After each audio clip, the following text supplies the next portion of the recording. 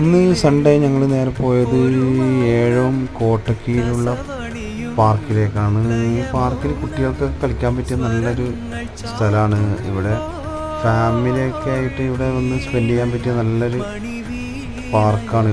ഈ പാർക്ക് എല്ലാവരും വന്ന് കാണുക. ഇതിൻ്റെ കറക്റ്റ് ലൊക്കേഷൻ വരുന്നത് ഏഴോം കോട്ടക്കീൽ പട്ടുവം പോകുന്ന വഴിക്ക് പട്ടുവം കടവ് പാലത്തിന് പട്ടുവം കടവ് പാലം വലതുവശത്തായിട്ടാണ് ഈ പാർക്ക് വരുന്നത്.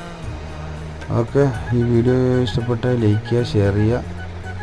Okay, bye bye.